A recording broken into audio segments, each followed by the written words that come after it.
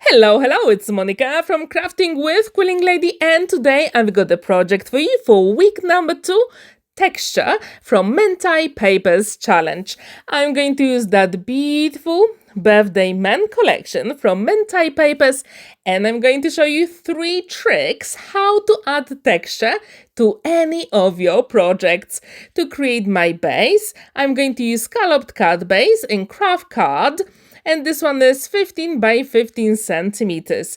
Really easy to work with, and I thought for a masculine card that would be a perfect base.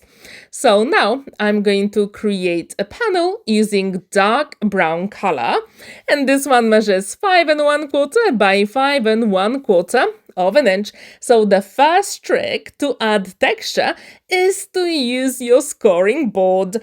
I'm going to create 2 score lines on each side. You can also use that technique with diagonal lines, and that would be absolutely perfect. So if you don't have any embossing folders, that is the way to go. So one side is embossed and the other one is debossed, and I'm going to use that embossed side. Now I've got a square measuring 4 1/4 by 4 1/4 of an inch. To add some more texture, which is number 2, I'm going to use 2 distress oxide inks in tea dye and walnut stain colors. And when I'm happy with the ink on the glass mat, I'm going to use some paste. And this one is super shiny and white, so I'm going to take the spatula, put a tiny bit of paste here and mix it with the distress oxide inks. And this way you've got your customized paste for adding texture, which I think is so cool. I've got a scrap piece of paper to put it underneath, and I'm going to use that beautiful stencil from Mintay Papers, and this one is mixed 11. As you can see, it has lots of texture, and I think that would be perfect for masculine cards. Now I'm going to use my spatula to spread the paste around the stencil. Really quick, simple, and very effective in the way. So I'm going to leave that element or panel on the side for about 5 minutes when I finish to dry completely.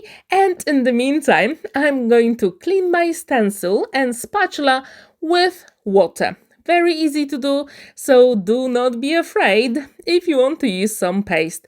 Just clean your tools straight away and that will be fine. How often do you use stencils on your projects? Please let me know in the comments down below. If you don't have a paste, you can always use your ink blending tools and also add some color there. This way, and that would be perfect as well. So the trick number 2 is ready. Off camera, I clean my glass mat, and the shine is so beautiful from that paste. Now I'm going to use greeting card base from Mintay Papers, and I'm going to use an embossing folder. So that is the third way to add texture to any of the projects. And this one is pretty old from my stash, so I'm going to emboss it. And as you can see, I do get that wooden effect. So what I'm going to do, I'm going to fussy cut all of them and put them on a scrap piece of paper. And to make sure the embossing is visible and all the texture, I'm going to use those 2 distress oxide inks again, this time using my ink blending tool. And first, I always start with the lightest color first and then the darker one. And when I'm happy with it, I thought let's add even more color and variation to those wooden panels. So what I'm going to do, I'm also going to get a different distress oxide ink. This one will be slightly darker, and that will be ground espresso color. And I'm not going to use ink blending tool. I'm just going to spread the ink pad on my panels, and that will give me more texture as well. I wonder, have you ever tried that technique in your card making? Please let me know in the comments down below.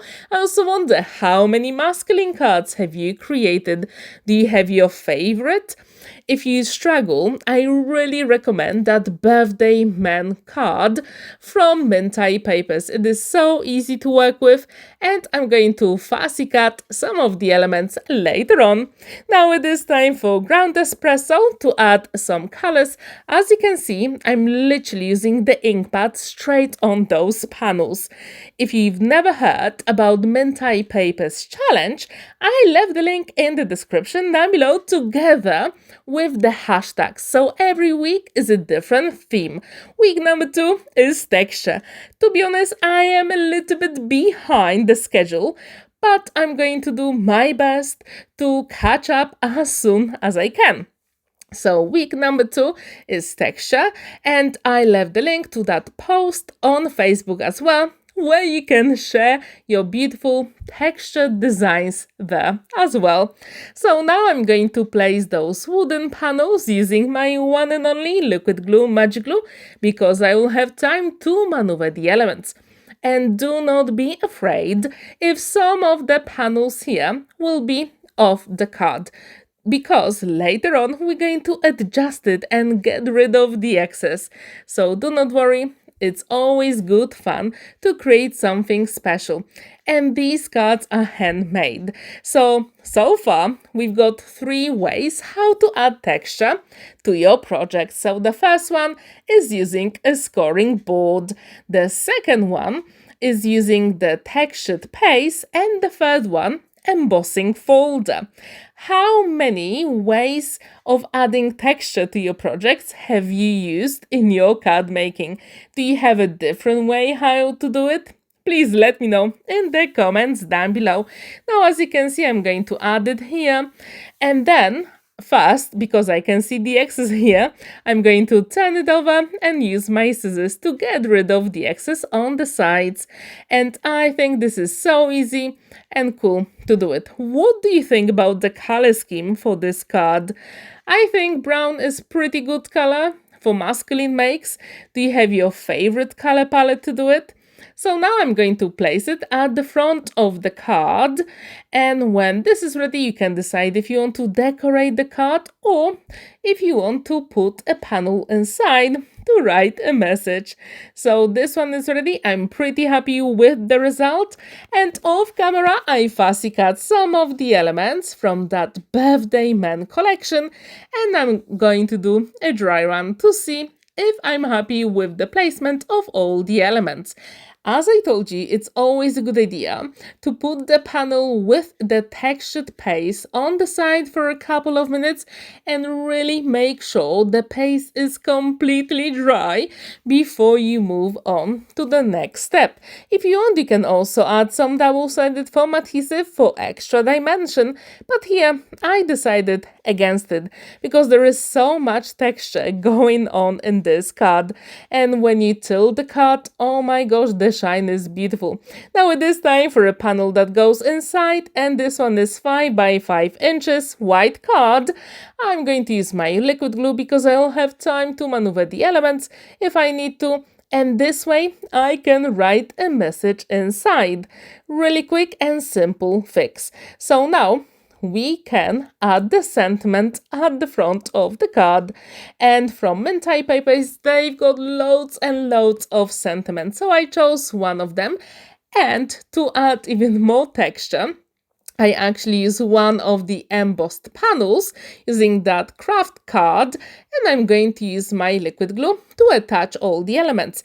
However, with this panel here, I didn't add any ink pad because I thought that would be a little bit of variation in color, because this one will be slightly lighter than the wooden panels I created, and the cut is complete. Super quick, simple, and it has 3 ways how to add texture.